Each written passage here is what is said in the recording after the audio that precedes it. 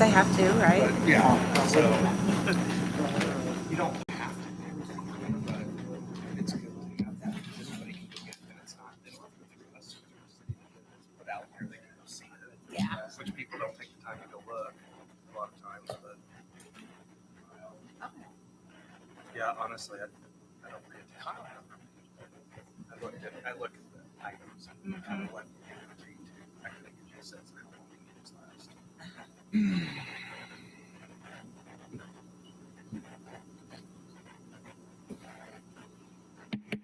Call the meeting to order. Let's have roll call. Mayor Truman. Here. Councilmember Colbert. Here. Councilmember Wilson. Here. Councilmember Reed. Here. Councilmember Anderson. Here. Councilmember Gregory. Here. Councilmember Kerstetter. Here. Councilmember Evans. Here. Councilmember Stan. Present. I'll stand for the invocation and the pledge of allegiance, please.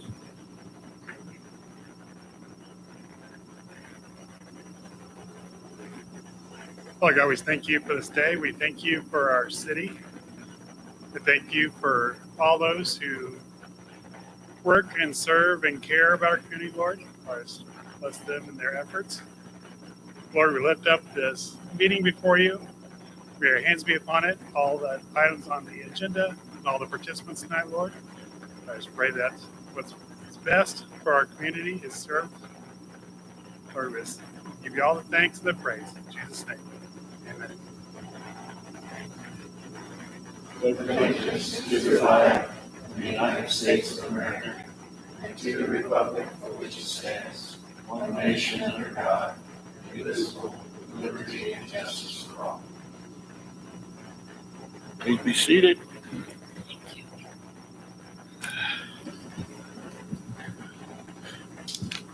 To the approval of tonight's agenda. Make a motion to approve the agenda as presented. Have a motion and a second to approve tonight's agenda. Any further discussion? All in favor of the motion, say for raising your right hand. All opposed, same sign. Motion carried. Moving on to the approval of the minutes from July the 15th meeting. Motion to approve the minutes of the July 15th, 2025 council meeting as presented. Second. Have a motion and a second to approve the city council minutes of July 15th, 2025. Any further discussion? All in favor of the motion, signify for raising your right hand. All opposed, same sign. Motion carried. Moving on to presentations and proclamations.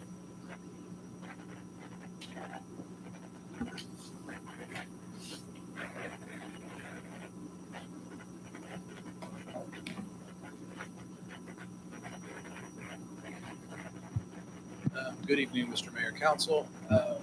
Tonight, I just wanted to let you know that Valley Center once again won the Distinguished Budget Presentation Award. This is the 10th consecutive year that we have won this award. That started all the way back with Christine 10 years ago and then continued with Barry and won it again this past year. Real quickly, just to give some statistics about it, there are 43,000 cities, school districts, and utility entities that can apply for this award, and only 1,700 per year get this on average. The reason why we go for this award is it helps with our overall city Moody's bond rating, as well as when we finance debt, we actually get lower bond rates. Tell you a little bit about the test, or the grading of it. There are 7 sections of this test. It's a 3-person panel of financial experts that do the grading. They are intentionally very difficult and try to give you extensive feedback on what you can do to improve in the future.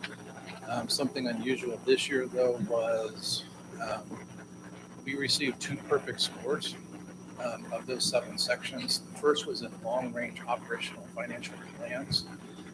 Valley Center is only one of 24 entities in America that received that award. In addition, we received a perfect score in capital program, and we are one of only 19 entities that received a perfect score in that section. Any questions? Questions? Getting Clint?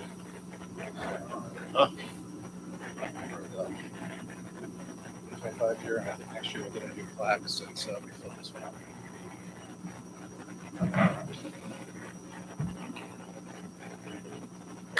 Thank you.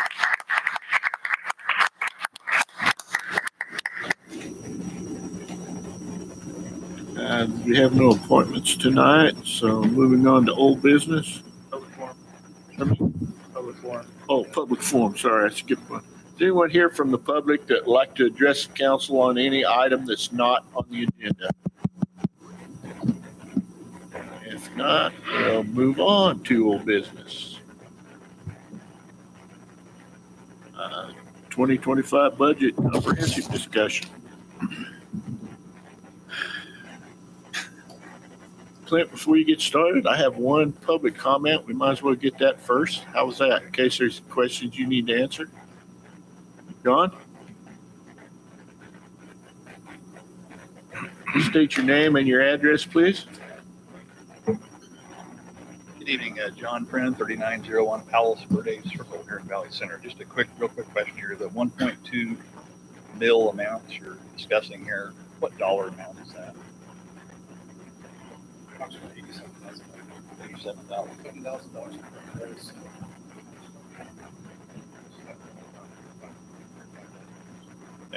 So down here, agenda item, down there for the approval of purchase of the lots for $150,000. Is that going to be funded cash this year? So if those lots were not purchased, would that $150,000 be carried over into 2026?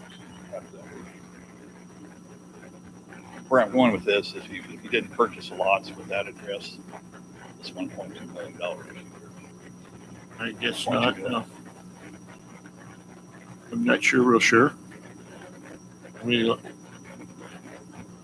as far as the budget goes, where, That was my question up here, so I appreciate the opportunity to discuss.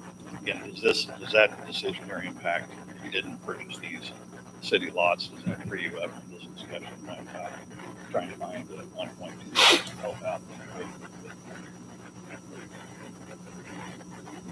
Thank you. thank you.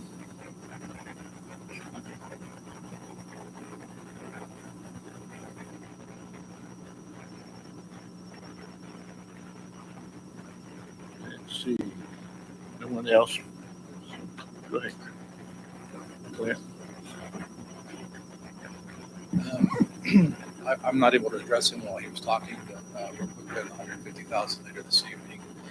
We have arranged, if you choose to pass out later tonight, a low interest loan, essentially through Halstead Bank. It would be interest only, approximately $275 a month in interest while we would carry that lot. And then once the builder would come in and take over that project, and they would purchase the entire $150,000 lot back from Valley. So the presentation tonight does not in any way impact the $150,000 item later on the agenda. This is a continuation of our full year 2026 budget presentation that we talked about on 3 previous meetings.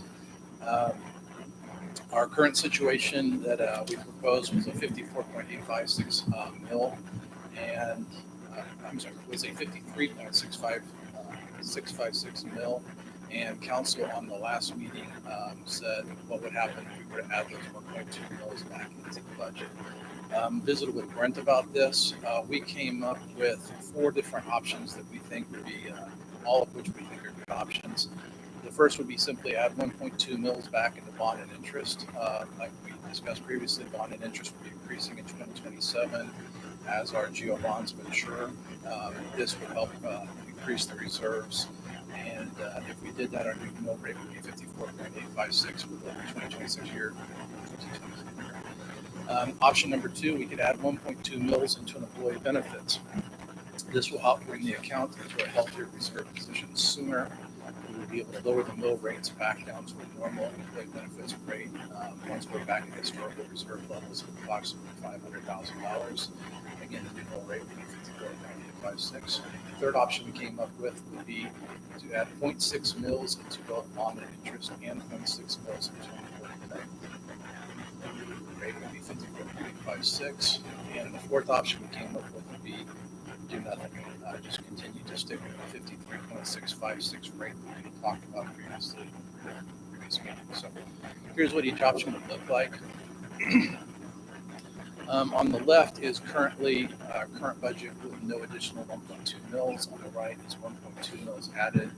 I know it's a little hard to see, but if you look at the total revenue on the left side of the 2026 column, it is currently 2.678 million. If you go to the right column, it jumps up to 2.783. It's actually hard for me to see too. That's with the 1.2 mils back in there. This will in no way affect the 2025 budget. This only affects the 2026 budget. But as you can see, currently we end the year in 2026 with approximately $573,000 in reserves.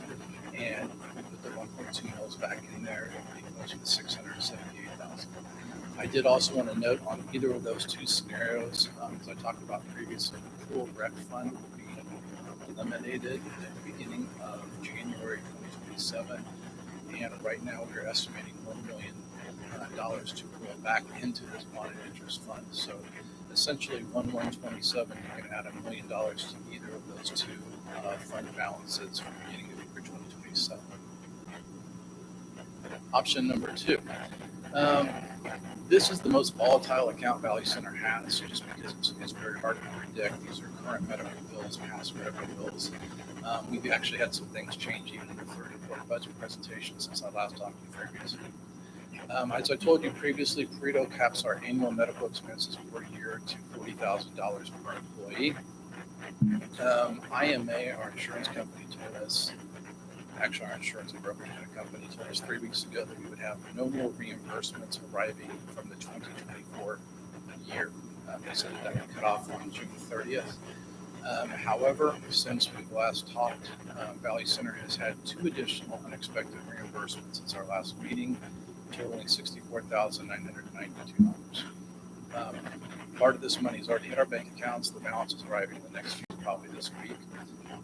These 2 additional reimbursements have improved our employee benefit. At the last time I showed you, I was projecting a $244,000 end of 2025 deficit. My current estimate right now is down to 174.4. I do want to people ask for down there at the bottom. I still want to state that everything is there's still 5 months left in this year. It's impossible for me to predict what medical bills are going to come in the next 5 months. So of all the things that I do, this is the one that has the most volatility to it, and things could come in if they're better or lower than I'm about to show you. But here's where we currently stand right now. That negative 174 is my trending column that I put in there. I think that at the end of the year, we're going to have to do a $200,000 transfer from general fund. That would be, I cannot start the year with, I have to start the year with a positive balance next year. So I'm just using 25,598 as my beginning of the year 2026 balance. And we currently do nothing with those 1.2 mils, and we keep it as it is. We would end the year at approximately 153,000 reserves. If we choose to put the 1.2 mils in there, we would end the year at 258,090. Actually, almost like 299%. The advantage again is as soon as I can get that fund balance back up to around $500,000 where it's historically been, I can put in these additional bills into it. So again, we budget this aggressively this year and probably 2027 just to get that fund balance back up. And then as soon as it's historically back to where it needs to be, we go back to the So this is option number 2. And again, the only thing that changes is 2026 end of year numbers. Good evening. I did want to interject just a little bit before we jump off the employee benefit side. And so one mistake that we did make last year at the end of 24, before we closed out the books for 24, is to make that transfer that we've done the past many years. And so typically what we do is we budget for the fixed costs, and then anything over that we shortfall, we actually take from revenues that are remaining in general fund, water and sewer, and we actually make a one-time transfer every year before we close out those books. With staff transition and all those things, I just completely forgot. And so that's why it looked worse this year in the employee benefit side, because we didn't make that transfer. We can't just go back and open up last year's and make that transfer. And so that's kind of why, this year it kind of looked a little wonky, compared to previous years, because of the way we actually do budget for employee benefit funds. And so I just want to make sure to highlight that. Clinton has a long list of transfers that we do at the end of the year now, that I know that we won't miss that again. So just so you know, we do anticipate that, but what we do budget for is a fixed cost for health insurance, and then anything over, we transfer over from remaining funds and all of the general fund, water, sewer, and then also once we do that, then once those reimbursements come in the next year, then we replenish those reserves. And so that's kind of how that cycle works in the employee benefit side. Thank you. The numbers above in the 2025 and 2026 column do have those transfers included. So I just want to let you know they are budgeted in. The third option we came up with is simply adding 0.6 mils of 1.2 into both bond and interest and employee benefits. If we did that, you can kind of see how each of those accounts would end up at the end of 2026 as far as the reserve position. The bond and interest would have that addition of $1 million, and you have that $655,000 number on 1/1/27. And then the fourth option we came up with is simply leave it exactly as it was. We talked in the previous three council meetings about possibly giving some tax relief this year. We can certainly continue to do that. We feel all four options are very good for the city, and we don't have a preference. The important thing, though, is I have to post a budget summary to the website by next Monday. This is a state law kind of thing. To complete this budget summary, I have to fill out a very lengthy multi-page spreadsheet, and we have to decide between one of these four options tonight. I don't have any further dates that we can push this to. But what I do need is some type of consensus tonight on which of these options we would like. After that, we're getting near the very end of budget season. On September 2nd, we're going to have the revenue neutral rate hearing, then a public hearing for the budget, and then we'll adopt the resolution to approve the revenue neutral rate, and then finally adopt the budget. I have to have everything turned into the state no later than October 1st, so we're kind of in the last 55 days or so. I will stand for any questions you have, anything you'd like to discuss as far as these four options, but I do please need to walk away from this podium tonight with some type of guidance so that I can get it for next Monday. Robert? Clint, approximately what should the transfer should have been at the end of 2024, roughly? We used up quite a bit of our reserves in the enterprise fund, so I don't think it would have been as large as probably what was budgeted last year, because we had some other transfers that we didn't do. Probably should have happened. I just didn't know about it. The previous treasurer left. I didn't get guidance that I was missing something. So I apologize on that. I don't know. Thank you. Dale? A couple of questions on the bonded interest. And I might remember the year wrong, so I'm going to apologize on that one. Was it 2027 that we were going to have a big increase due to? 2027, we're going to have several temporary notes mature into geo bonds, and yes, that's one of our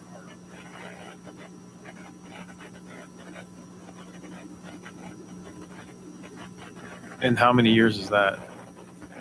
it will start decreasing, but the answer to that really is going to depend on what growth rate the city hits every for a while. That will slow down. We have this 4%, which I brought up at the last budget meeting.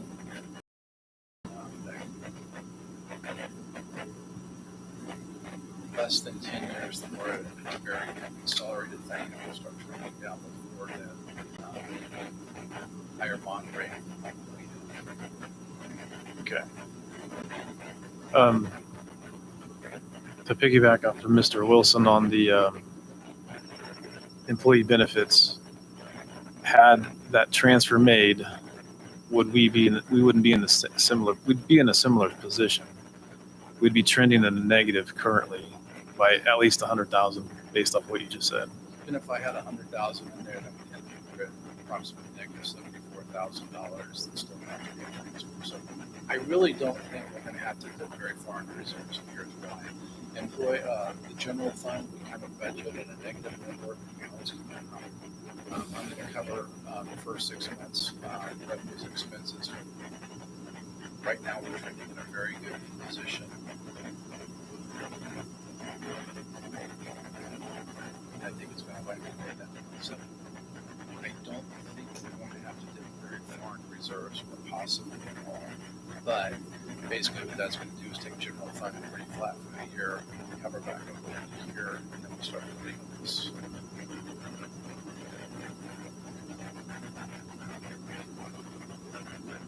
I feel like we're at a catch-22. I would really like to reduce the mill levy, but based off of what you're telling me, I don't know that we can. For future years. Because, well, just if we want to be, to take note, if we want to be responsible for the future in 2027, yeah, I know I said that. We might have to not reduce the mill levy. I'm not even sure I'm articulating that very well, but so what I'm saying is, in order to mitigate the 2027 increase, we should maybe not decrease it now. Which that increase is based upon revenues and valuation as it stands today. And so, conservatively, we've, with assistance of our financial advisor, Piper Sandler, and Garth might not speak to this, but, he's more on the legal side. So we're planning for growth at a rate of anywhere from 8 to 9% with those numbers, and so that doesn't mean that in 2027 also you got to jump your mill levy 6 mills in order to cover your bond and interest fund. That's just what it is that happened today with today's valuation, with today's revenues that we have. It doesn't have anything, not projecting what your future growth is, and so you grow into that debt, and that's what we talked about over the last few years, if you recall, and so that's the way that you basically grow out of the debt. And so once the valuation, like this year, we didn't plan on 15% growth. I mean, we were, I think, the second highest in the entire county, barely behind Bel Air, which is completely a different situation because they've been on that trend for a decade before us. And so if we continue to grow, then if you exceed the revenue neutral rate like we have the past few years and keeping the mill levy flat, our revenues still grow. That means our bond and interest fund still grows and adds additional revenues. So then you don't have to increase and jump to 6 mills. However, in the same breath, we really are going to be active in Topeka this coming session and making sure that 4% cap does not happen. I've had conversations with many of our elected officials, and I just tell them that if you cap those valuations at 4%, all these communities, including Valley Center, that have a lot of debt coming online, who's going to cover that difference? Because there's no way to financially make that work if you cap growth at 4% when we need to have that closer to that 7, 8, 9% conservatively. So that's why that bill is so important, to not cap us at 4%. Otherwise, you got to make massive cuts. When you guys were doing your budget, you were expecting 8%. Is that what you were hoping for? 8 to 10% growth, or what were you? Back to the mic. We have built financial scenarios of 4%, 6%, 8%, 10%, and 15%. Okay. So we're kind of ready for whatever, but as far as predicting which of those is going to happen, it's very, very difficult. I understand that. Even Arbor Valley right now, I think there's probably close to 20 houses going up in Arbor Valley right now. If they were to 3,000 apiece, that's $4.5 million in valuation. It's going to go up just off those 20 houses next year in 2027. And we have those in other additions in other places too. So the valuation is going to continue to climb unless we're capped. Okay, so you feel comfortable if we didn't do any changes, did number 4, and just left it at whatever that one was, 53. I'm completely comfortable with any of the 4 options. Okay, perfect. I feel this is kind of partly my fault because I brought it up about lowering it. And then when you brought up about possible mill levy increase at the last meeting, it kind of scared me. So I brought up about putting the stuff back into it. But hearing your explanations tonight, and the only thing that scares me now is the cap, which I too have talked to state legislators and people and voiced my opinion. I know every other community in the county has done the same. I'm comfortable with going with 4 now, hearing your report tonight, but I would go either way, but my way would be to go with 4. If I could add one more thing that I didn't mention at the last meeting, just because the 4% cap seems to be kind of a hot topic right now. They are talking about putting essentially a side kitty of some unknown number of many millions of dollars. The numbers I hear about most often are between $50 and $70 million. And the state of Kansas would put 50 to 70 million in there, and cities that stayed at that 4% number and hit it would be rewarded with X number of hundreds of thousands of dollars to help cover some of that gap that's lost to being capped at 4%. I don't really like how they've done that, but I will say that it would be 4% plus an unknown number of side kitty money that the state's doing. And I know I'm kind of using some strange terms here, but these are what's literally the ones that are thrown around to me, so I'm kind of just repeating as they're described to me. But there would essentially be 4% plus an unknown amount of additional money to help pay for bonded interest. They've certainly not made this very easy. So if it were to happen. I'll also tag on what Mr. Clark said, that we're growing in this area. All the subdivisions we got going, the recent annexations, which is going to bring more houses. I think we got some pretty good growth coming in the next 5 to 7 years, easy. And even beyond that. So I think our evaluations can stay in the 12 to 15%. You can't mark me down on that. That's unofficial. If we're not capped, we're going to grow at a very good rate in the years to come. It's on YouTube now. It's forever. Amy? Amy's got a question. So if we were to choose option 2 or 3 and put some money into the employee benefits fund until it reached the reserve that we're comfortable with, what happens after that with that amount of money? Right now, I'm putting additional money into employee benefits. What I would then do is once we've got that account stabilized again and the reserves are good, we take those mills out of employee benefits and we bring them back down. Maybe they would need to go nowhere. Maybe the general fund would need them. Perhaps bonded interest would need them. But what we ideally would do is that additional increase kind of goes away. Right now, I have to give it additional attention that it doesn't normally receive. Essentially, employee benefits would be a lower level. Thank you.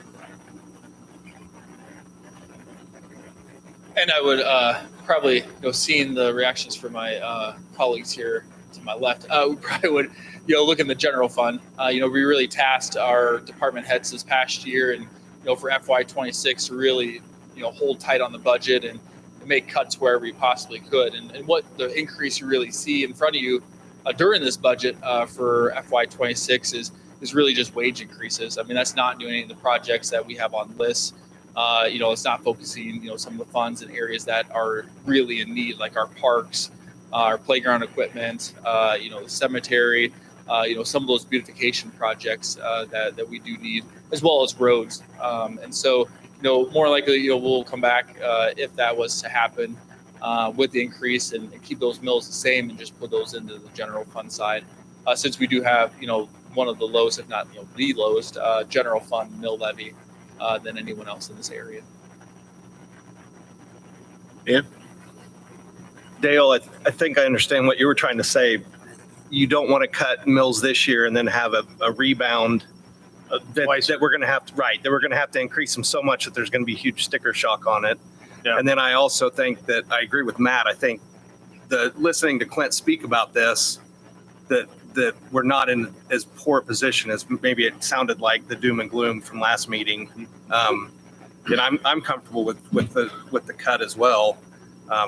As long as, you guys have always done a pretty conservative job of budgeting and forecasting and haven't ever sugar-coated stuff. So, you can't always predict everything that's going to happen, but if we're in a pretty strong position, I'm fine with 4 as well. We essentially have 30-plus funds with reserves, and this is the only one that right now is, in my opinion, not in a healthy position. So we really are in a strong financial position right now as a city. Thank you. Since we're talking about employee benefit, have you, are you going to look into mitigating some of these future expenses? How do I say this? Is there a way to mitigate the cost to where maybe instead of capping at 40,000, we can cap it at 30,000 per employee? Or I don't know insurance well enough to. And so, we are actively, working as a group of employees and colleagues and trying to make ourselves healthier. Prescription drug costs, are really, it's not just, you all in your own private businesses and what you do for a living in your families, but that also affects us as well. And so we always try to encourage our employees to purchase, certain prescription drugs a certain way to lower that overall cost, because that does affect our plan. Trying to live a healthier lifestyle. That's why we do the rec center incentive. We have a wellness program. Our committee does a fantastic job with trying to, reduce our health concerns. The same token with the prescription drugs, working a lot, closer, and I'm not getting paid for this. There's with Mark Cuban, costplusdrugs.com or whatever that is, trying to find those areas to lower our overall costs every year. And IMA has been phenomenal to work with. And so, we cap at 40,000 now. That used to be $75,000 lasers. Okay. And so by moving and transitioning to Pareto and what we've done over the last 4 or 5 years, that has saved us, hundreds of thousands of dollars. It's just a matter of, budgeting that we don't get reimbursed, everything over that $40,000 until next year. And that's where, financially, it's hard to budget because we don't know what that dollar amount's going to be year after year. We've had healthy reserves, previous to this. We've been in the 300,000-400,000 in reserves every year that we have a little extra revenue in the general fund and those areas. We have transferred over additional money just to build that healthy reserve. Our employees have a very rich, great health insurance plan. And that's because of the hard work of the wellness committee, but also one of the benefits of working for the city. We don't have high wages in Valley Center. We don't. I know there's, employee behind me that would love to speak on this as well. That is very passionate. And also, the folks sitting, to my left and to my right. We're very conservative when it comes to wage increases versus some of the other cities around us. So one of the benefits that we do have, though, is our wellness program and our health insurance plans. So our health insurance plans are one of the attractive pieces, one of the incentives that we can get folks to come and work for Valley Center. We still have people that start at $17 an hour. Yeah, let me say, we still have people that $17, $18 an hour, some starting positions still. Other positions that are starting in the 20s, other places are in the 30s. And so, our health insurance, since we are control of it, and Christy does a phenomenal job with taking over more of the responsibilities now as the HR director and city clerk with mitigating those expenses as well, educating our employees on how to purchase prescription drugs, when to do your well checks, when to get physicals, when to get preventative maintenance done. So then we catch it ahead of time versus paying, $40,000 and capping you. Doing the stop loss for 10 years or 8 years because of a major health concern. So it's one of the things that we do. We work hard on, and I know that our employees, especially the ones that are on the wellness committee, are very passionate about when it comes to our benefits because they've worked extremely hard over the course of their careers to have a good wellness program for the city of Valley Center. That was a windy answer. You know me. Anything else, Matt? Do the employees get what's the word I'm looking for? A benefit or encouragement to partake in the Yes. wellness program? Because like where I work for City of Derby, if I hit a 15,000 points in our wellness program, I get 20% off my insurance cost. Ooh, Chrissy, you want to talk? I mean, we get substantially more than that off. And we try to keep that cost for our employees per paycheck as low as we can. I mean, we don't, charge the employees as much as a lot of cities, ratio wise, and I'll let Chrissy talk to that. Yeah, the city offers 3 different plans because everybody's needs for insurance is different. And so they can get, according to our ordinance, one policy that the city will pay for 100%, but it's a high deductible. Now, personally, I love the high deductible, but then there's also a value and a premium that we very much subsidize the cost of that premium for the employee if they are in the wellness plan. They have goals to meet. They have to meet, unlike yours, it's 1,500. We are kind of by credits. And so they have to get the minimum number of credits to get that subsidy. So we had some people last year that did not hit it. They had then gone to the high deductible. Like I said, I don't dislike it. I like the high deductible, but they have to budget to know that they're going to be paying those costs up front instead of doing the $20 office visit or whatever. So good and bad, I always lay it out for everybody. But yes, we do give them a large discount on their premiums if they're in the wellness plan and meet those goals. Anything else? So what I gathered from all that, we're doing the best we can. It's just, this was a bad year. Okay. It's been a couple of bad years. All right. If Perfect. you look all the way back to the beginning of 2024, we started with $2,000 in reserves. I'll just say one more thing. I sat in on a Pareto webinar today, and they were talking about how they figure the premiums. And with the captive, or not the captive, with that stop loss, we have a cap of what they can increase it, which, yes, we're still going to be paying those extra premiums for those low cost, but anything over that 40,000 is capped at 30%. So in the grand scheme of the whole health benefit that we provide, we just tried to make sure that every employee is doing what they can day to day to stay healthy. So. Amy? Yes, I have one more question, and I'll claim to be the newbie here. Maybe everybody in the room knows this but me, but you mentioned the $1 million transfer, the one-time transfer. Can you explain that to me? What is that? We have over 30 funds at Valley Center. One of them has been this pool rec fund while it was being built. And the pool rec is now completely built. There's going to be no more expenses toward building that. The remaining reserves in that fund are then going to be used for bonded interest payments to pay off that rec center in the years to come. So there's no reason to have 2 separate funds. I would essentially eliminate this fund, bring the money over into bonded interest, and that fund will cease to exist in the year 2027. Thank you. Motion to approve proposed option number 4 for the 2026 year budget. Second.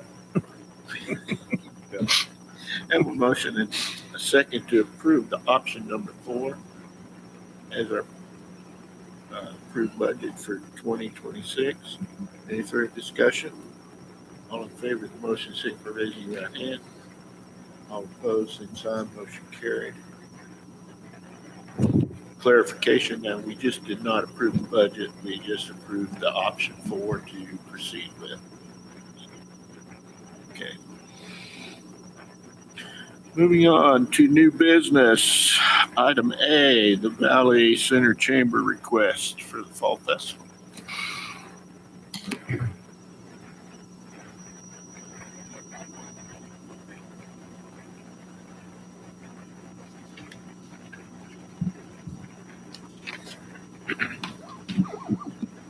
Good evening. Can you guys hear me? Good one. Good evening, Mayor and Council. The first request before you is the waiving of the permits and the fees for the Fall Fest. This year, that is September 19th and 20th. For the signs and the right-of-way,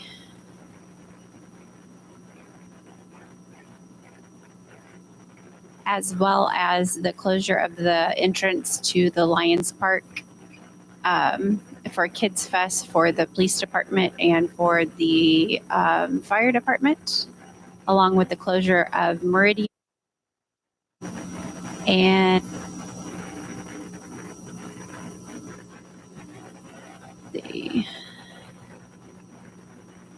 I believe the next sheet also has Park Street and thank you. The closure of Ash and to Park and Main to West, all the good normal stuff. There's no changes on any of that part of it. This did get sent to Chief Tormey and Chief Newman, and everything looked good to them. I actually CC'd Rodney on that as well, and Neil. So only the dates have changed.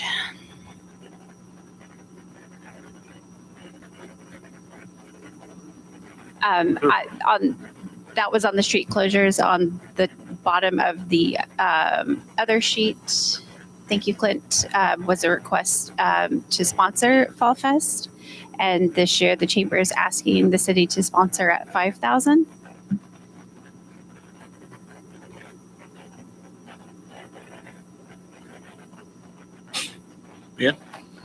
Is this what we typically budget? Okay, so that nothing has changed except for the dates on everything. Okay.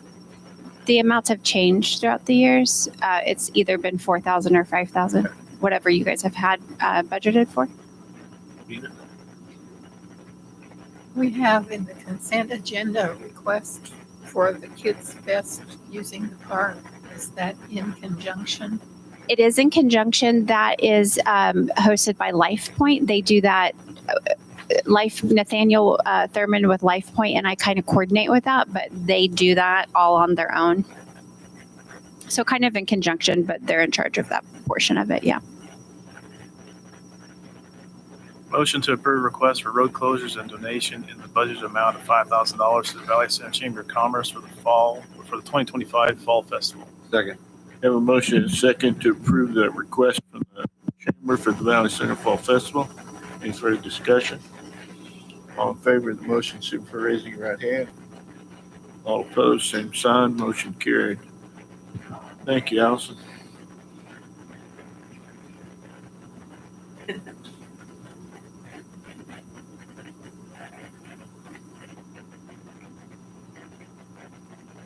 Moving on to ordinance number 1429-25, rezone lot between 409 Meads Drive and 431 West 3rd.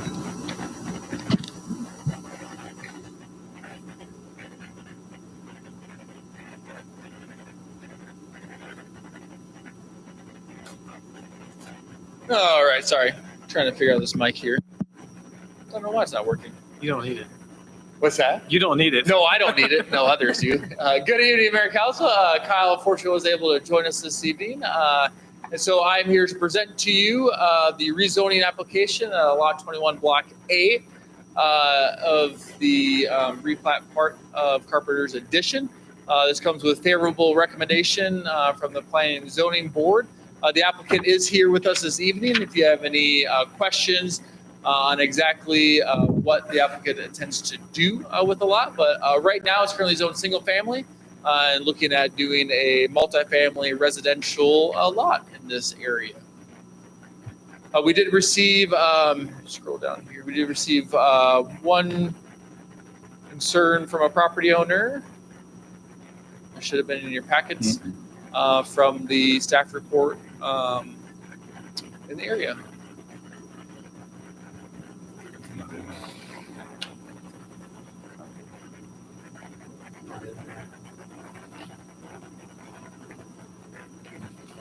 I know we heard from one resident in the area.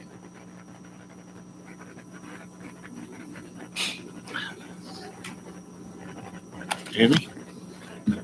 I have a question. In the letter he wrote, it said multifamily, but then when you read on the ordinance, it says two-family.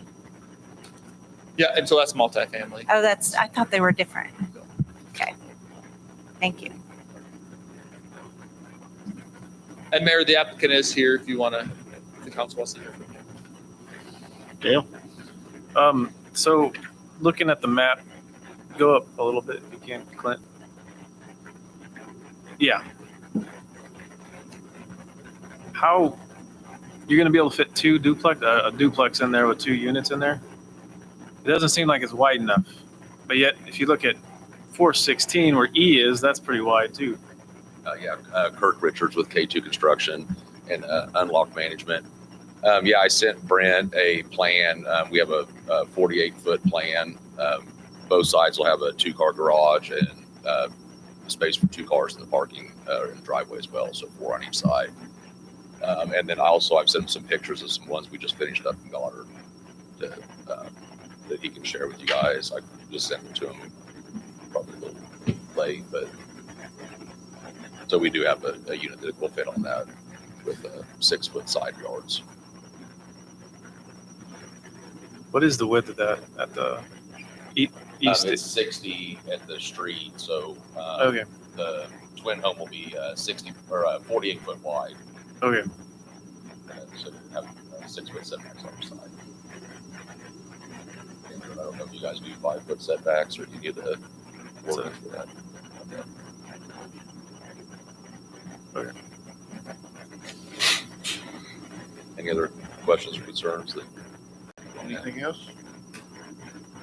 All right, thank you for your time. And I did just forward that to Clint, sorry. If you want to see it.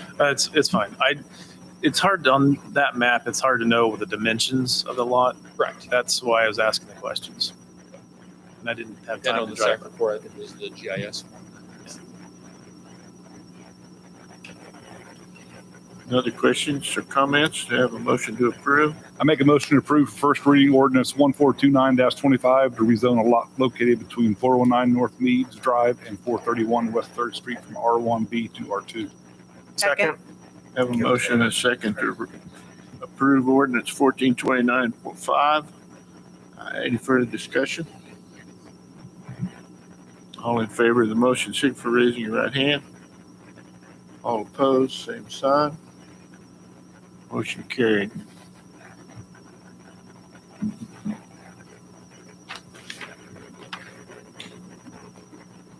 Moving on to resolution 792-25, paving improvements, phase 5, Prairie Lakes. Good evening, Mayor and Council. Garth from Gilmore Bell is here to answer any questions and explain the proposed paving improvements on Phase 5. I can't quite Phase 5. Phase 5 of Prairie Lakes.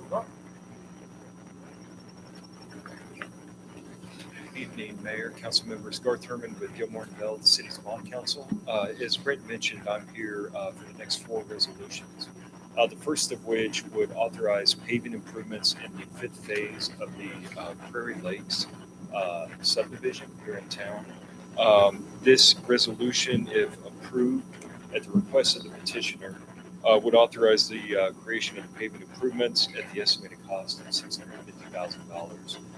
Once those improvements have been completed, as per usual, then the cost of that project will be assessed back against the listed lots there, the I believe 40 lots that are shown there in Prairie Lakes, and then repaid over a period of up to 20 years that match up with the ultimate general obligation bond issue that's issued to permanently finance these improvements.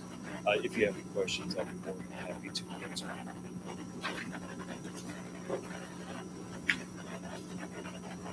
Dale? So the paving alone was 650,000? Yes. Okay. Yes. And then my next question is for Mr. Clark. This is phase 5. How many more phases do we got?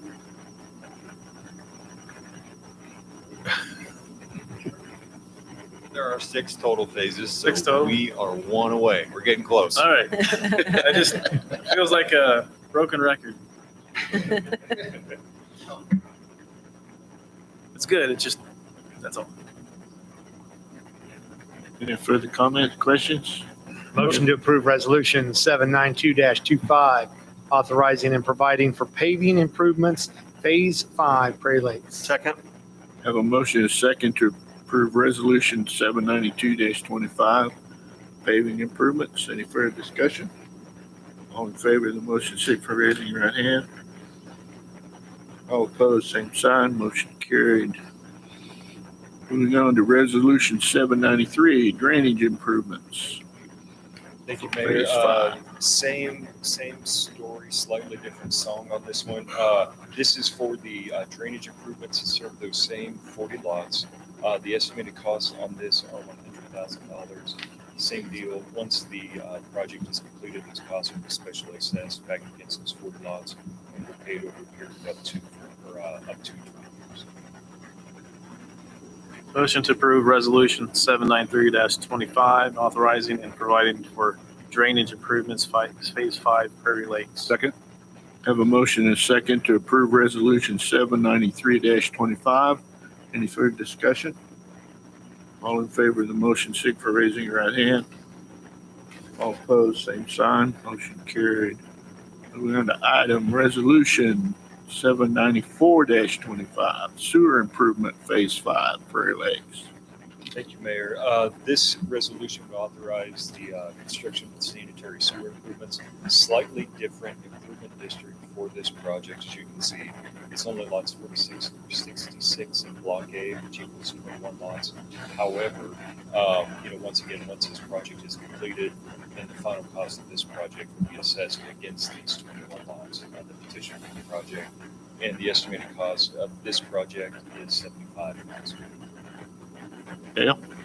So then the other guy might need to answer this one. The other, was it 19 lots? Are they a different section of the sewage? Yes, sir. So phase 4 we had to build out was not contiguous with the other sanitary sewer. So we had to build sanitary sewer to get to phase 4. Okay. And the reason being for that is we didn't want to overload the access on Ford Street. So we built phase 4, which is connected to Seneca. So there was a little phasing there where we had to extend sewer across this phase. So this phase already has sewer main everywhere. We just have some services and some things like that to take care of. So it's a relatively small amount. Okay. Smaller. Cool. Thank you. Make a motion to approve resolution 794-25, authorizing and providing for sanitary sewer improvements, Phase 5, Prairie Lakes. Have a motion and a second to approve resolution 794-25, sewer improvements. Any further discussion? All in favor of the motion, signify by raising your right hand. All opposed, same sign. Motion carried. Moving on to resolution 795-25, water improvements Phase 5, Prairie Lakes. Last but not least, this is for the water improvements, as you mentioned, to serve those same 40 lots that would be subject to the assessments for the and the drainage as well. The estimated cost of these water improvements are $200,000. Once they're completed, the cost of the special assessed against the properties will be paid over a period of up to 20 years to match up with the ultimate knowledge. Motion to approve Resolution 795-25, authorizing and providing for water improvements, Phase 5, Prairie Lakes. Second. Have a motion and a second to approve resolution 795-25, water improvements. Any further discussion? All in favor of the motion, signify by raising your right hand. All opposed, same sign. Motion carried. Thank you. Moving on to item G, approval of an agreement between KDOT, Sedgwick County, and the City of Valley Center for construction of a multi-use path on Seneca Street. Good evening once again, Mayor and Council. Here's agreement between KDOT, City of Valley Center, the county, and this is for the trail portion, the multi-use path along Seneca Street. If you recall, we received $417,000, maximum up to $417,310 towards that portion of the project. And so even though it's all one large project, it's actually two projects. So then this is an agreement for that multi-use path portion of it, since we're getting separate WAMPO funds for that side of it. And then if you recall, on the road itself and the bridge and the roundabout, all those things, that's a separate KDOT grant that we're getting the cost share that we were awarded a few years back in the amount of $1 million. So this one is just for the multi-use path that runs on the west side from Ford Street to 5th. That's not part of what is advertised right now for bids that you approved last meeting. This one will be bid separately because this is technically a separate project in order to get those carbon reduction funds. Dan, for any questions? Dan? So none of this, being a separate contract, nothing is affected in the TIF district for this, right? Is it a completely separate project? And so our match of the 20% or so, our match will come from the TIF revenues. And so this is part of the TIF district. It's just this, since this is a separate federal funds, it has to be a separate project with a separate agreement for services. And so partnering, thank you again, Sedgwick County. I can't thank Commissioner Beatty enough for his partnership, as well as the Public Works Director, Lynn Packer, and his entire staff. They have had, we basically have had a Sedgwick County inspector here in Valley Center on all of our projects for almost 4 years. That has not cost us anything. So I'm so sorry, PEC and SCH. We've taken money from them, but as part of their contribution towards the project and their partnership. And I just can't thank them enough for their incredible support of Valley Center over the last 6 years. Matt? Has all the right of way been acquired for the project if needed? Yes. On the multi-use path, yes. Any other questions? Get a motion to approve? Motion to approve contract for the construction of multi-use path on Seneca Street between ADOT, Sedgwick County, and the city of Valley Center, and authorize mayor or city administrator to sign. Have a motion and second to approve the agreement between KDOT County and the city of Valley Center for the construction of the multi-use path along Seneca. Any further discussion? All in favor of the motion, signify for raising your right hand. All opposed, same sign. Motion carried. Moving on to item H, approval of concrete curb and guttering replacement on West 3rd Street. Good evening, Mr. Mayor and members of council. So this goes back to the improvements we did on West 3rd Street from Sheridan on east to the dead end, to the railroad tracks. There was a portion on the north side of 3rd Street that from Hickory on east to dead end. There wasn't curb and gutter there before. It was decided that we needed to put some of that back in there.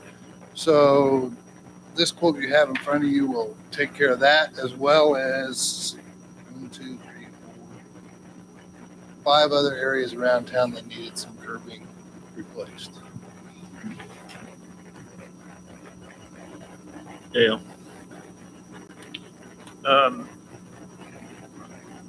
Which bucket of budget item? This will come out of the system improvement line in the street budget. Okay, street, thanks. Dan?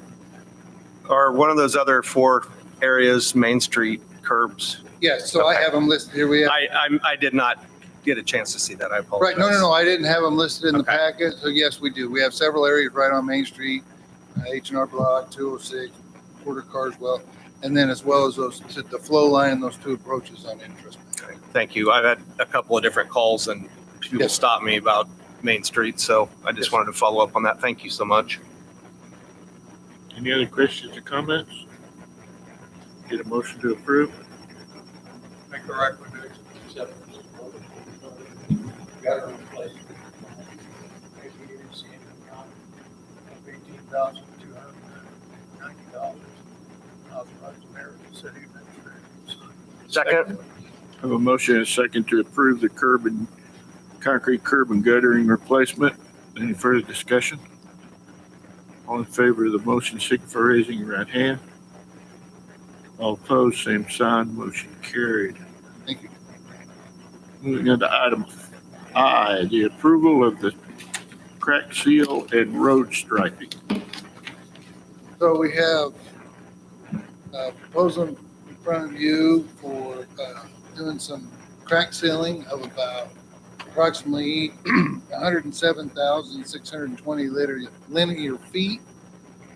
Crack sealing on different streets. I did put some maps in there that lined out what streets we were going to do the crack sealing on. And then down the bottom portion of that quote is to do some pavement markings. And there was a map there that shows where the pavement markings are, to repaint some pavement markings that needed to be done around town. This is a split quote. In total, okay, bear with me, I had it added up.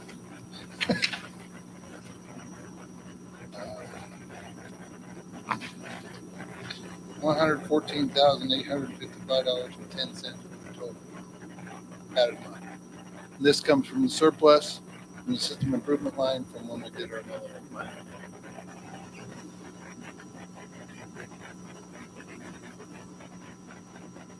Gail?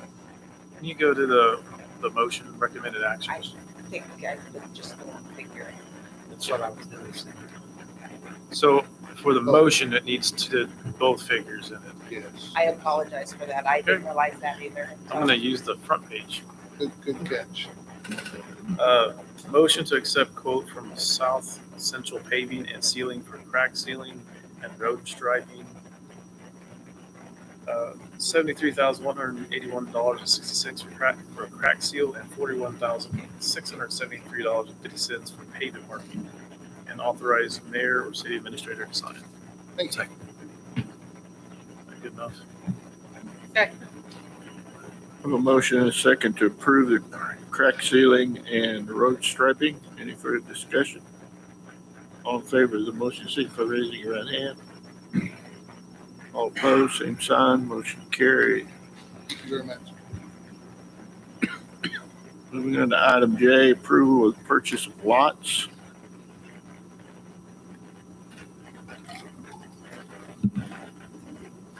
Right? Yep. I have two public comments. You want to bring them up first? Yeah. Okay. I have Doing tonight. It changed. Bill Eric. Okay. Okay, and John? Okay. All right. Well then, you're on. Good evening, Mayor and Council. Before you is the purchase agreement per the kind of the MOU that we let kind of expire, ran out. And so Tom had called me and said, hey, you know, what the city is going to make a decision or not, because if not, then he will be listing the property. So he wanted to give us the opportunity, even though our MOU was expired, to have kind of first right of refusal of it. Otherwise, the lot will go up for sale. Stand for any questions. Ben? Brent, do you have the environmental studies handy that we could show? I had a couple of citizens, and it's kind of the lore of Valley Center, because I've grown up here, that whole area is contaminated, and I just wanted to have that presented. And which report, Councilman Anderson? So there's been 3 environmentals, one in 2009, another one in 2014, and then the most recent one in 2018. That all show that there's no contaminants on this. I want to see the map with the green and the red. It's the number 1 out of 3.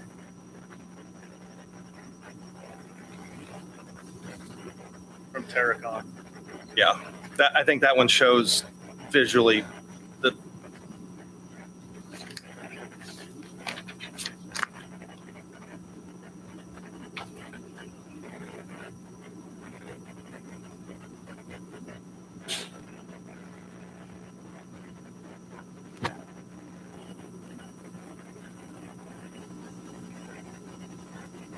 Page 70, maybe. These are large documents.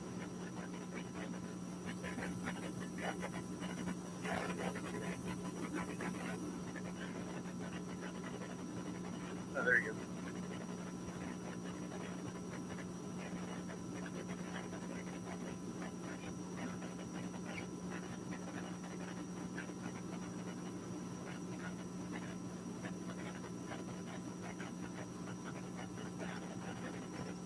That was the one I wanted to see.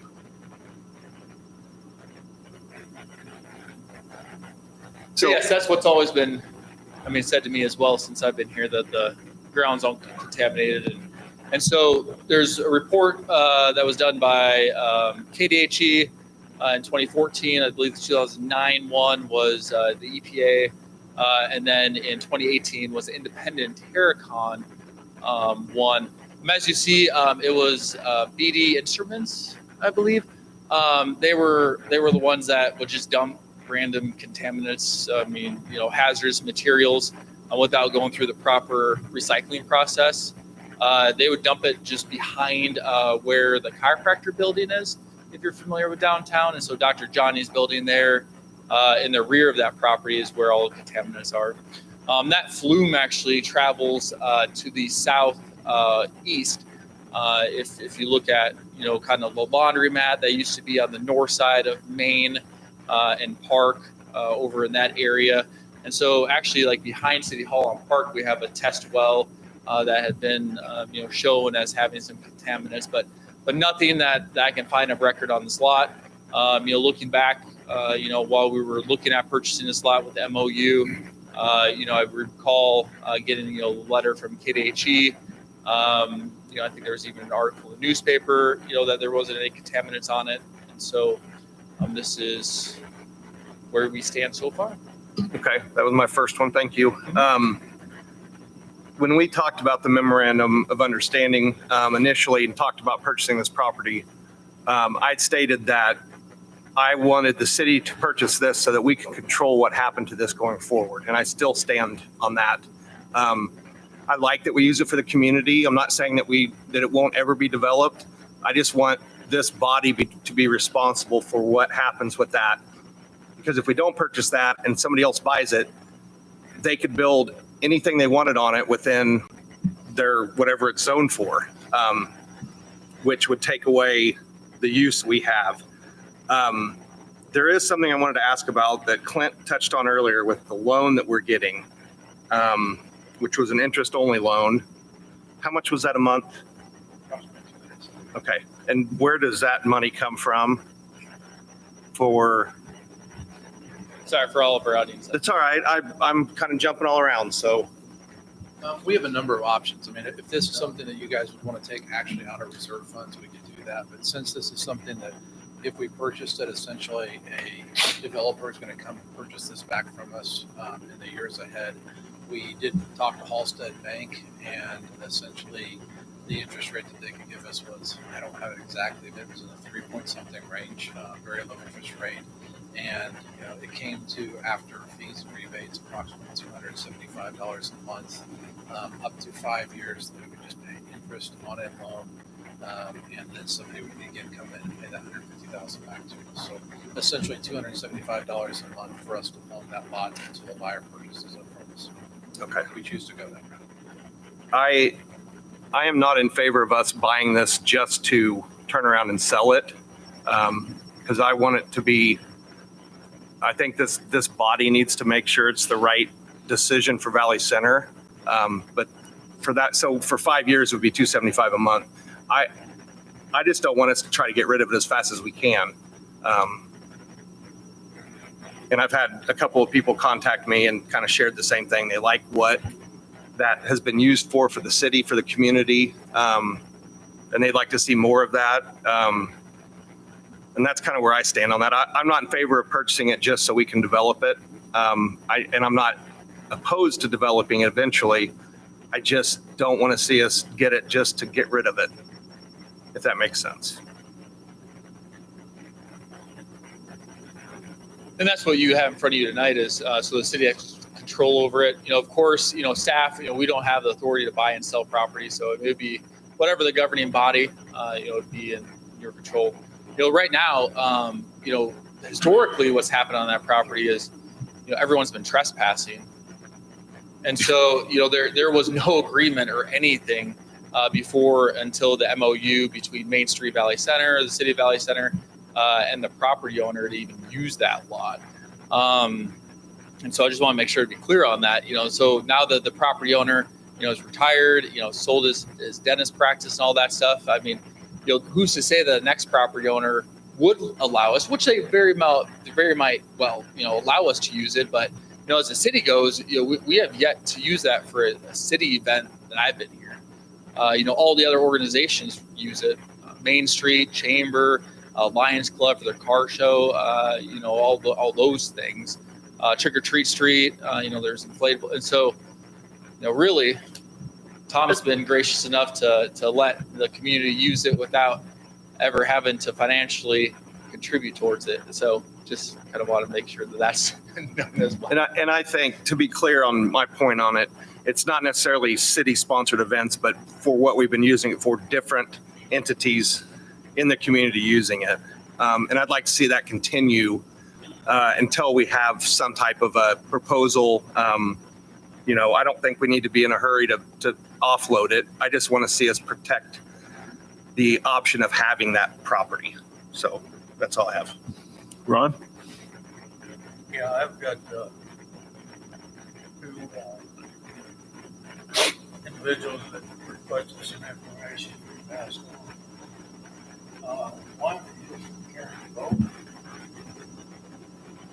She asked a question with rental space set in Norman and downtown area where the city might be better served not to get those spaces filled. And the city is a business friendly way. Why can't we keep the businesses? Right. She wanted to also know who owned the land, Kate and Nash. I didn't have an answer for that.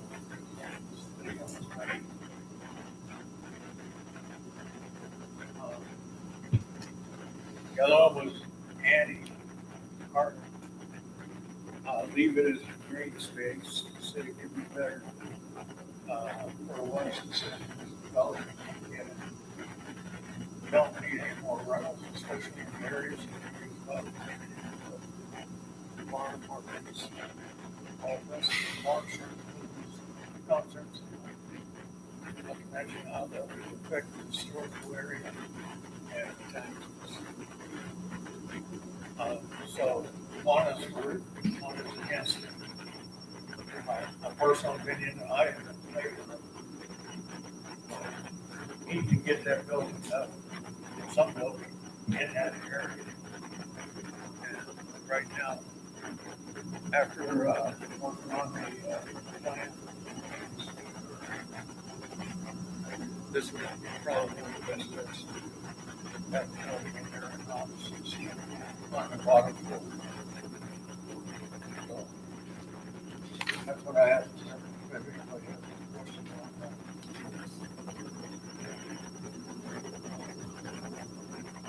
Amy?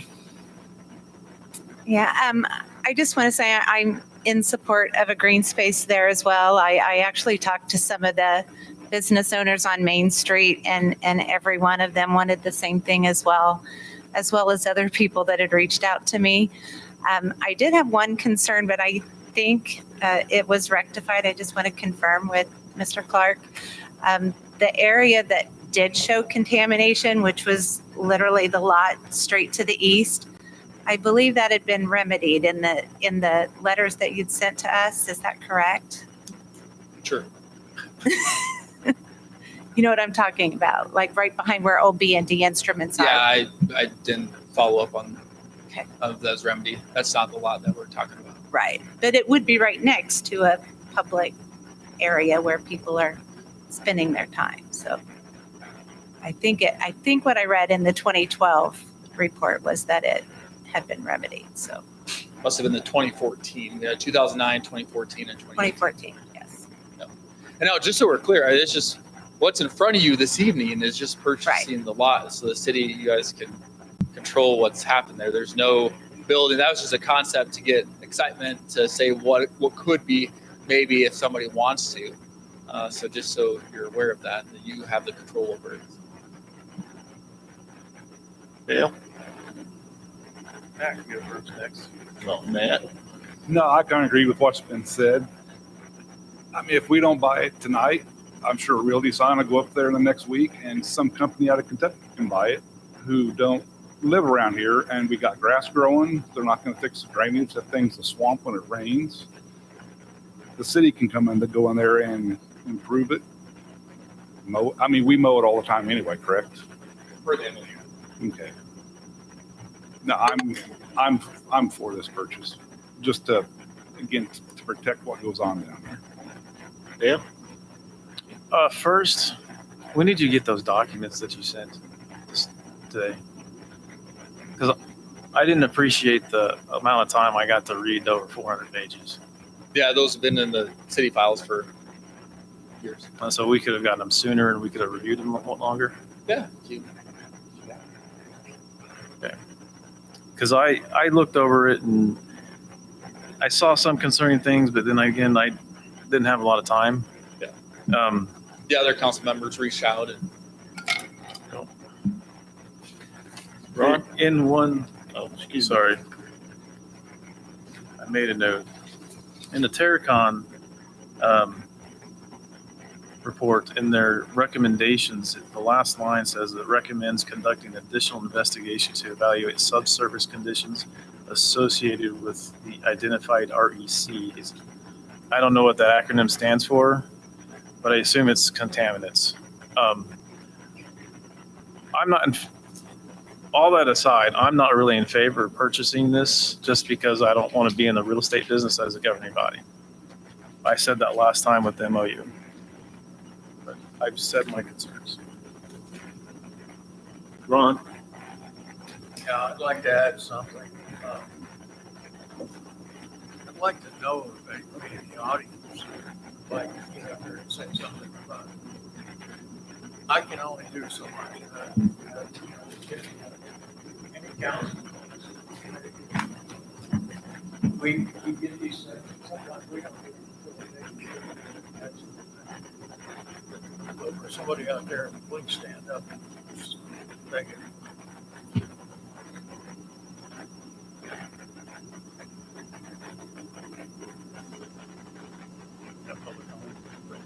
Okay. Any comments now after we've had discussions?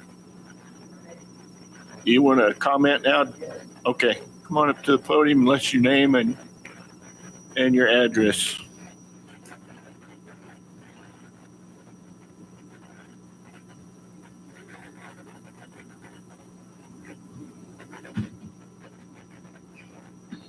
My name is Bill Eric.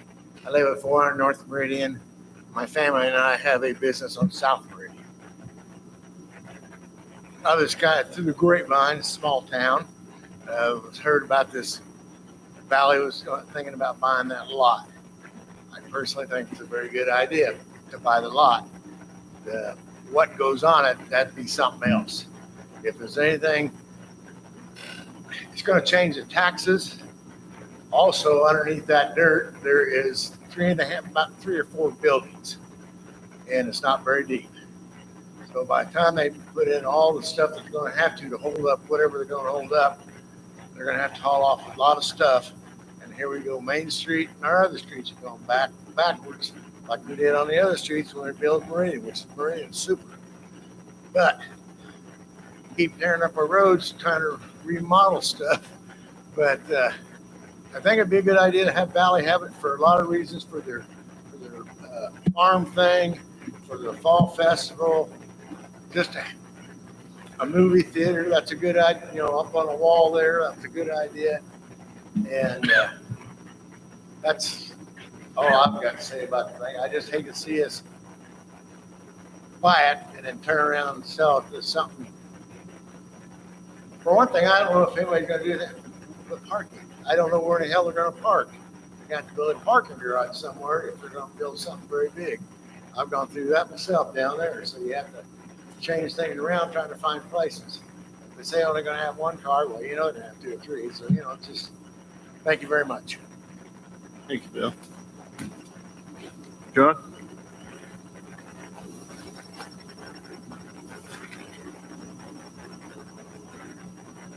John Friend, 3901 Palos Verde Certified. I concur with Mr. Eric. In your comprehensive plan, you guys passed in earlier this year, the land use goals for downtown and streetscapes for one to continue supporting the farmers market and also develop a streetscape plan for the downtown Valley Center areas. So I totally concur when support protect that green open. That's the that area down there is such an important contributor to the quality of life in the community here. Look at all the organizations that use that every week, even when the weather's cold. And so I don't understand the purpose of building housing on that. I'd like to see a business case first. Documenting that's the best for the community. Obviously, the community, the decision tonight is whether or not to purchase the property, and I totally concur with you on protecting that for the community. Thank you. Ron? First of all, I'd like to thank you, comments. And if nobody has anything else to say about it, then I'd like to make a motion. I would like to make one comment myself personally, okay? And I'm gonna hold this up so everybody can see it. As long as I'm mayor, this is not what this is gonna look like, that vacant lot. We've got too much public input to what people want, and it's not this. It might be half of that, but not to that extent. And like I said, it's not gonna happen on my watch anyway. Because I want to see green space. I want to see a stage down there so people can watch a movie without looking at it on the wall. I want sound so we can have bands and places that play during the markets and fall festival. We don't have them sitting on the grass and playing their instruments and stuff. So I'm all for buying this lot for city control, but we've got a lot of planning to do before something like this comes up. This is what we're trying to prevent, I think, as a council right now. So that's my 2 cents. So I have a motion. I have a second. Oh, Ben. Yeah, I had another comment. So my question kind of goes back to Clint. Is there an option besides an interest-only loan to purchase this? Yes, the interest only on loan is simply just an option that we're coming up with under the assumption that we want to build on that lot and have a developer take over and purchase that from us. Obviously, this is something that the council would decide at some point in time that they would like to keep this in a permanent green space. We would have to do some type of probably traditional financing over 5, 10, 15 years, whatever we choose to do. Almost like a traditional mortgage. Those options are 100% in play for us. So I would probably suggest at this point in time, if we purchase the lot, doing the interest-only loan, and maybe in the next 3 to 6 months, council tries to kind of figure out a game plan for it, we can turn that into more of a traditional loan. That's exactly what I wanted to know. Thank you. Ron? Make a motion to approve the contract for the purchase of lots 39 Main Street from Tom Twirly Family Trust in the amount of $150,000. Second. So a motion and a second to approve the purchase of the lots. Is any further discussion? All in favor of the motion, signify by raising your right hand. All opposed, same sign. Motion carried. Okay, moving on to item K, capital improvement plan. Presentation and discussion.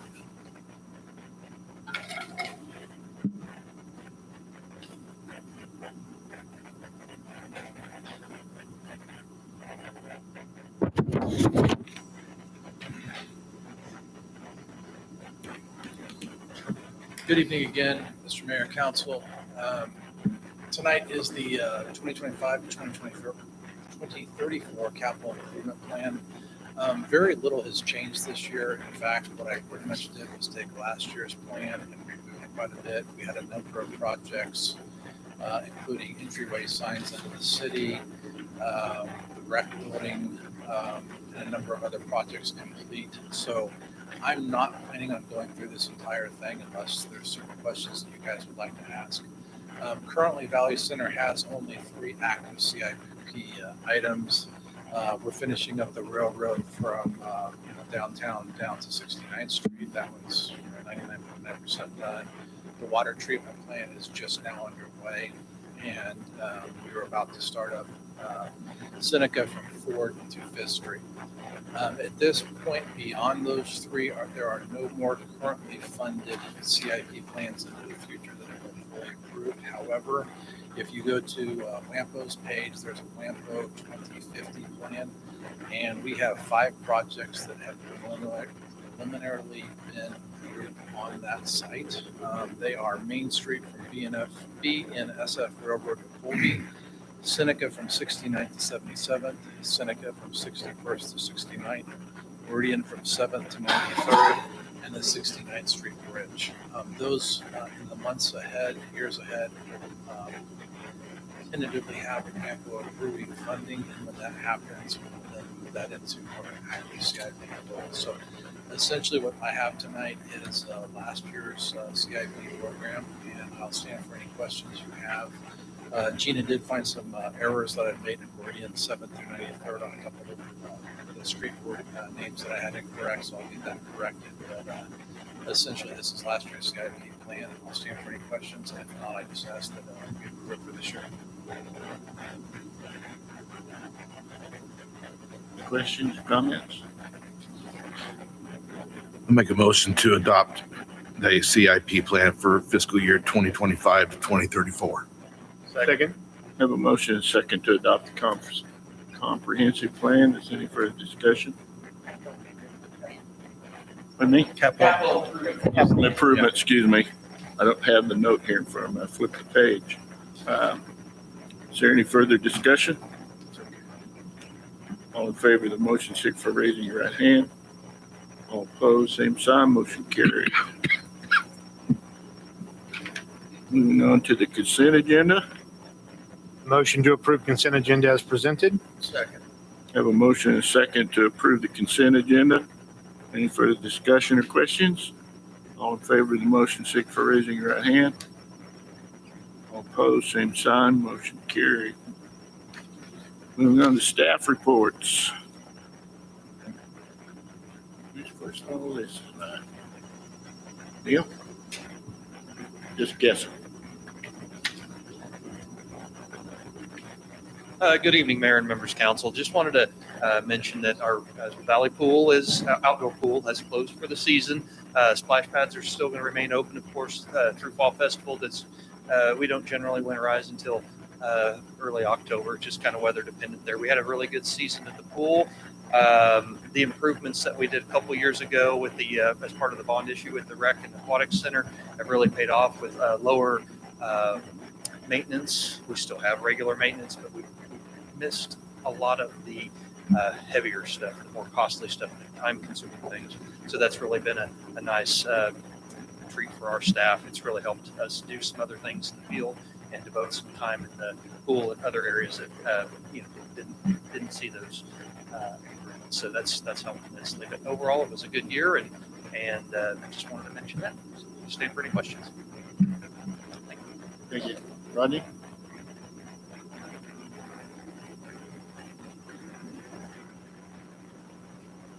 Outside of the report I gave, the pictures of the water treatment plant, hopefully as things move on, we'll have some more changes. Pouring concrete happens slowly. We did receive the parts for the school zone signs early, received them today. So we'll start working on those tomorrow. The transfer switch in the 5th Street flood control did get installed on the 31st. So we're ready for power outages on that. I still have a couple of meetings with some SCADA support people to look into getting that automated again. those are the outstanding items I didn't have in the status report. I would stand for any questions on it. Thank you, Rodney. Thank you. Janet.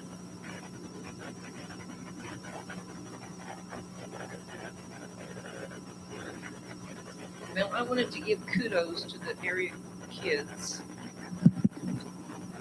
that completed the summer reading program. We had a record number this year. We had 285 kids turn in logs, which was 50 more than last year. And as a total, the kids read 5,500 books and they read 3,300 hours for June and July. So we felt like that was a great accomplishment for this year. And also I'll point out that we have a program on Thursday at 1 o'clock that is a lady from Texas coming as a storm chaser. So if you're interested, please come by. It'll last about 45 minutes. Thank This you. Thursday? I'm sorry? Ben? That's right. Dale had to this Thursday Yes. at 1? Yes. Janice, I just want to say thank you for presenting that and thank you for your staff putting on the summer reading program, continuing to grow that. Being over at the community building, I get to see a lot of the kids come through, and I've actually got to see a few of the presentations when they've had them on the days that I've been over there working with the senior center. And that building has really been a hub for our community from of all ages. You see little kids going into the library and up to adults, but then you have the seniors on the other side on Tuesdays and Thursdays and all the programming they have. So that building has really been an asset to this community. So thank you to you and your staff. Tell them we appreciate them, or I do. I'm not going to speak for the rest of the council, but I assume they do too. So thank you. Thank you.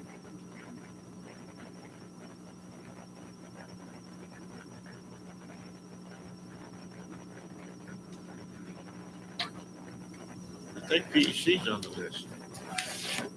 Okay. Mary? Clint?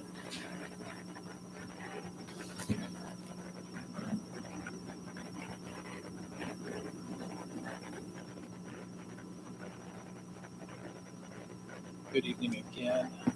Just a real quick recap of the first 6 months of the year budget. I really have no concerns whatsoever. Revenue is trending ahead of projections slightly. Expenses maybe slightly ahead, but we also have a number of contractuals that we pay for an annual basis. For instance, Tyler Technologies is a $75,000 bill. We pay it once a month. Those things have booked into the first half of the year, which has slightly inflated our expenses, and they will even back out. But if you get into some of the different departments, I've kind of just done smiley or the neutral faces are kind of right on. Again, contractuals have slightly thrown a couple of them off, but we have absolutely nothing right now that's concerning to me, and we're trending very well so far in 2025. I'll stand for your questions. Yeah. I'm gonna go back to this lot purchase over here. I got a quick question. You might not know the answer off the top of your head, but do we still have funds in the land bank? We do. It is approximately right now. It's around 70,000.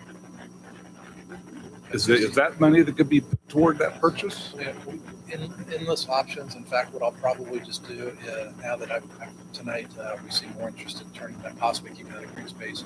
I think Brett and I will come back and present some options to you in the weeks ahead. Yeah, and if you recall, I think we did have some of those funds budgeted for some projects that we were going to do on that land that was donated in the industrial park for plating and those things. But we'll look at all those options. Is he gonna talk? No. He already did.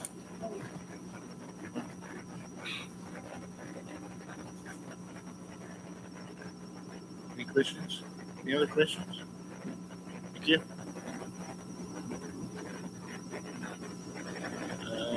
Brett, I guess you're next. Well, actually, I'm going to jump ahead of Krista here. Since Jake with SCH is here, I was going to maybe see if SCH had an update to share with you on a lot of the projects they have going on, since they're kind of monitoring a few of our larger projects right now with Harvest Place and some others. So, Jake? Wasn't on my list. Absolutely, thank you. So you all have a lot going on in town.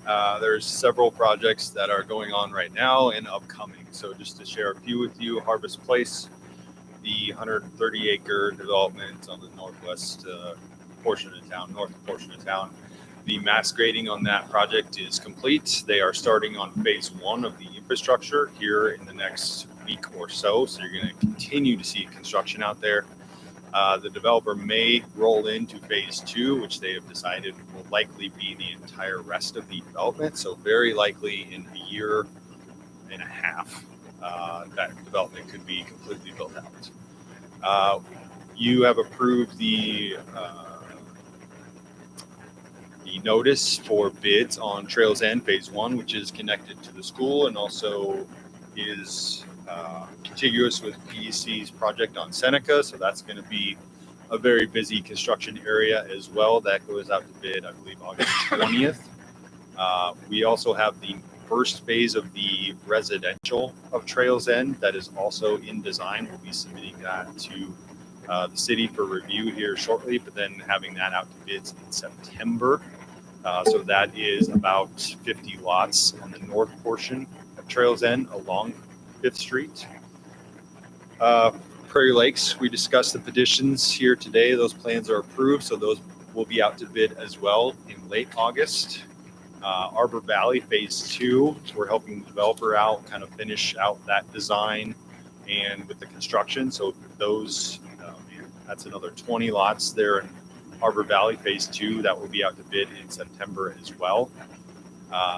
And then at Planning Commission, Planning and Zoning, we had a sketch plat for another development in the northwest corner of town that will come to Planning and Zoning for final approval in August, and they are pushing to have phase 1 of that out to bid as well. So a lot going on in terms of development.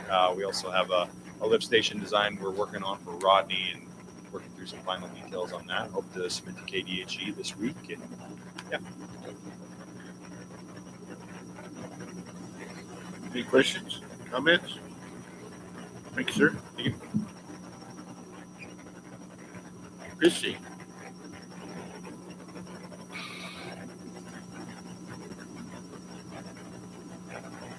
I appreciated Councilmember Anderson's comments about the community center and how it is a hub.